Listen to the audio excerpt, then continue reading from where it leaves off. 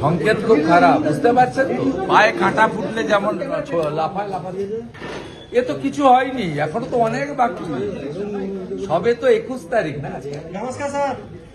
नमस्कार, साधारण मानुष क्या नाम है? भाई को वोट मिलेगा तो आप जीत के रहिए। যে ওদের আচরণটা এটা কি মানে কেন এটা ভয় পাচ্ছে, ভয় পেয়েছে মমতা, জেনে গেছে জনতা। আজকে অভিষেক বন্দ্যোপাধ্যায় তিনি বলছেন একটাও নাম বাদ দিতে দেব না। আমি ওনার কথার উত্তর দেবো না, আমি কথার উত্তর দেবো না। ওনাদের পার্টি স্ট্যান্ড উনি বলছেন, বিষয়টা তো মমতা ব্যানার্জিকে কেন্দ্র করে। উনি তো এসআইআর চলাকালীনও মুখ্যমন্ত্রীর প্যাড ব্যবহার করেছেন, এখন এমসিসি আছে মুখ্যমন্ত্রীর প্যাড ব্যবহার করছেন। সুপ্রিম কোর্টে গেছেন বা রাজ্যের উন্নয়নের জন্য নয়, রাজ্যের ছেলে মেয়েদের চাকরির জন্য নয়, শিল্পের জন্য নয়, নারী সুরক্ষার জন্য নয়, সুপ্রিম কোর্ট পর্যন্ত গেছেন বাংলাদেশি মুসলিম অবৈধ অনুপ্রবেশকারীদের বাঁচানোর জন্য।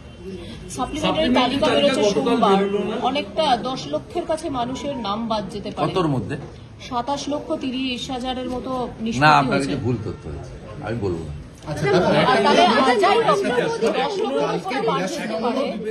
যা আছে যা যারা করেছেন, সুপ্রিম কোর্টে চিফ জাস্টিস বলে দিয়েছে, আমি সব শুনবো, জুডিশিয়ারির উপরে কোশ্চেন করলে আমি শুনবো না।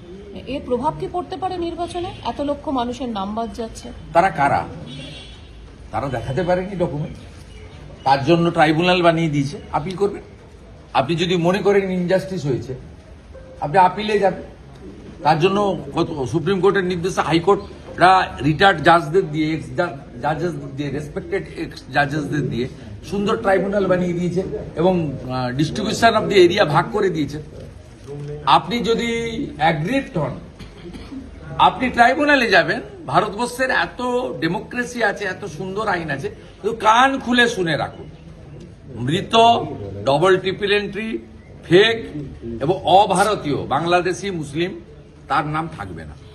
যেখানে খুশি যেতে পারেন, নাম থাকবে না।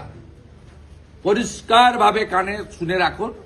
আপনি যদি ভারতীয় হন, আপনার যদি পেপারসের প্রবলেম থাকে, আপনি যদি মনে করেন যে জুডিশিয়াল অফিসাররাও আপনার সঙ্গে ইনজাস্টিস করে দিয়েছে, আপনি ট্রাইব্যুনালে আপিল করবেন। Tribunal will take final call, no problem. Supplementary তালিকার জন্য কি আইন শৃঙ্খলা খারাপ হতে পারে? ভবানীপুরে ঘন ঘন কর্মী সভা হচ্ছে, গতকাল একটা হয়েছে, আগামীকাল আরেকটা হবে, মানে সেখানে স্বয়ং দলনেত্রী থাকছেন। ওদের কাজ ওরা করবে। ভারতীয় জনতা পার্টি মমতা ব্যানার্জিকে হারাতে চায়, ভবানীপুরের মানুষকে পরিত্রাণ দিতে চায়, এখানে ভয় ভীতি মুক্ত করতে চায়। সেই জন্য রাজ্যের বিরোধী দল নেতাকে এখানে পাঠিয়েছেন। মোদিজির সৈনিক হিসাবে আমি এখানে এসেছি, বিজেপির প্রার্থী হিসাবে।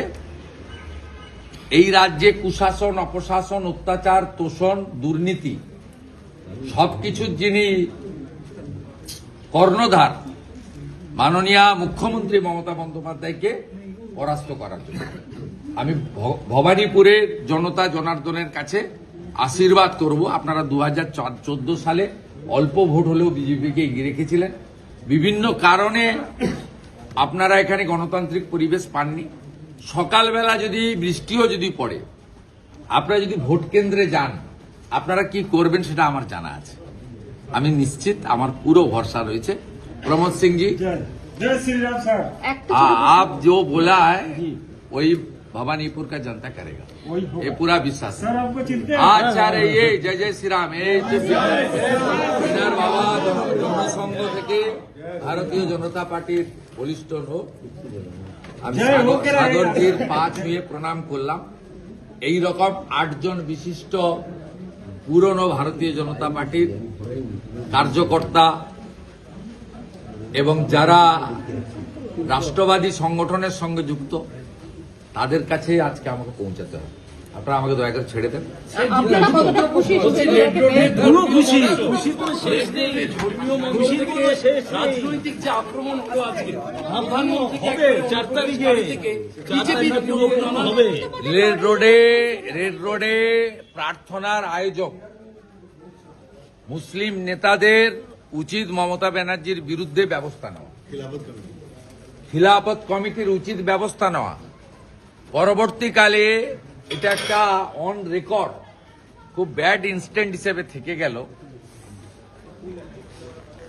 ঠিক মোহাম্মদ আলী জিন্না সোহরাবুর্দিরা যে ভাষায় কথা বলেছেন আজকে তিনি করেছেন, এবং ইসলাম ধর্মের মানুষরা 1 মাস ধরে তারা উপবাস ব্রত পালন করেছেন, করে তাদের যে প্রার্থনার মাধ্যমে আজকে রমজান মাসের পরিসমাপ্তি ঘটিয়েছেন, সেই মঞ্চকে যেভাবে রাজনীতিকরণ করলেন মুখ্যমন্ত্রী, এরপরেও যদি খেলাফত কমিটি কলকাতা রিয়াক্ট না করে তাহলে আমরা ধরে নেব মমতা ব্যানার্জির এই রাজনীতিকরণ এবং মৌলবাদে উস্কানি ঘৃণা ছড়ানোর কাজে তাদেরও সমর্থন আছে।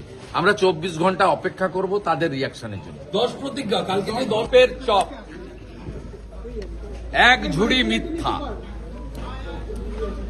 বিজেপি ক্ষমতায় আসছে, নজরুল মঞ্চে প্রথম মিথ্যাশ্রী পুরস্কারটা আমরা তৈরি করে রাখছি, মাননীয়ার হাতে তুলে দেব। 24,000 কেন্দ্রীয় বাহিনী আমি ইন্টারেস্টেড নয়। কেন্দ্রীয় বাহিনীর নিয়ন্ত্রণ কে করবে সেটা নিয়ে ইন্টারেস্টেড। কেন্দ্রীয় বাহিনীকে সঠিক ব্যবহারের আমি দাবি করি। যদি কালীঘাট মন্দিরে যদি আজকে মমতা ব্যানার্জির ছবি রাখা হয়, উনি প্রার্থী, তারপরেও যদি ইলেকশন কমিশন এখানকার লোকাল অথরিটিকে দিয়ে ছবিগুলো পরিষ্কার না করেন, তাহলে বুঝে দিতে হবে কি হতে পারে। দেখুন, ওরাই বলে দিচ্ছে কি হবে। दीदी भाई जीतेगा तो कमल खिलेगा। जय श्री राम। जय श्री राम, जय श्री राम, जय श्री राम।